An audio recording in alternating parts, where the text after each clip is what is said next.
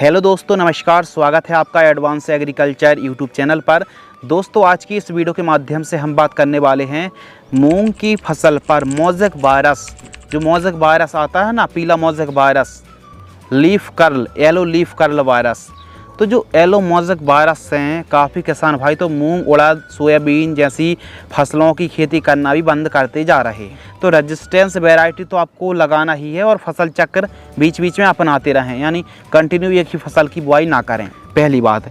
दूसरी बात, मूंग की फसल पर मोज़ेक वायरस को कंट्रोल करने के लिए सबसे पहले तो पहला जो काम है कि इसको फैलाता कौन है। इसको थ्रिप्स, माइट्स, वाइट फ्लाई, इनके प्रकोप के कारण ही जो एक दो पौधे हैं पूरे खेत में फैलाने काम यही करते हैं। यह रस चूसक सकिंग पेस्ट कहलाते हैं।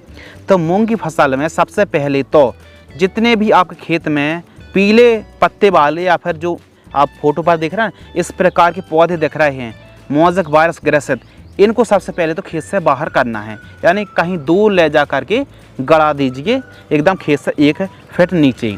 तो इस प्रकार पूरा खेत एकदम क्लीन कर लीजिए। उसके बाद ध्यान से सुनिए, आपको सफ़ेद मक्खी, थ्रिप्स, माइट्स के इनके स्प्रे चलाने हैं, यानी 7-8 दिन 10 दिन में 2 स्प्रे आपको चलाना है, तब आप अच्छे से कंट्रोल कर पाएंगे। और इनका प्रकोप देखिए, ऐसा तो स्पेशल कोई दवाई नहीं कि मोज़ेक वायरस की दवाई स्प्रे कर दो कंट्रोल हो गया है, नहीं। सफ़ेद मक्खी, रस चूसक की यदि आप स्प्रे लेंगे तो वहीं रुका रहेगा और फैलेगा बिल्कुल भी नहीं। जैसे एकतारा आती है 10 ग्राम और एसिटामिप्रिड 20% SP, आप जैसे क्रेसिटासन की एक आती है, इसको 10 ग्राम ले लीजिए। और जो एकतारा है, एकतारा में थाइमोथोक्सोम है, इसको 10 ग्राम लेना है। और इसके साथ डाइमेथोएट 30% EC, यानी रोगोर के नाम से आती है, 30 ml 15 लीटर पानी घोल करके स्प्रे कर दीजिए। स्प्रे आपको शाम टाइम ही करना है और 5-6 दिन के अंतराल पर स्प्रे करते रहें। यदि प्रकोप बढ़ रहा है तो फिर दोस्तों इनको स्प्रे करना ही आपको मजबूरी समझ लीजिए, या फिर आप इनको स्प्रे करेंगे तभी मोज़ेक वायरस एकदम कंट्रोल होने वाला है।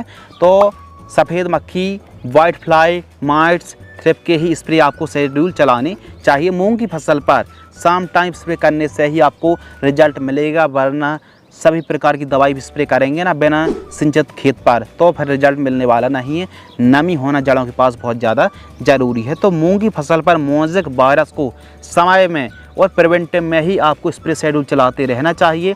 यदि दोस्तों आप पूरे खेत में मोज़ेक वायरस फैल गया है, मार्केट में जवाने भर की दवाइयाँ स्प्रे करते रहना कंट्रोल होने वाली नहीं है। तो इसीलिए वाइट फ्लाई के प्रिवेंटिव में स्प्रे लेते रहें और बीच बीच में खेत में आप पीला ट्रैप, नीले ट्रैप को भी लगाते रहिए और रेजिस्टेंस वैरायटी को लगाइए। दानों का भराव अच्छा हो तो चैलेटेड माइक्रो न्यूट्रिएंट और NPK 13-045 से फिर 0050 का स्प्रे करें बोरोन में मिला करके।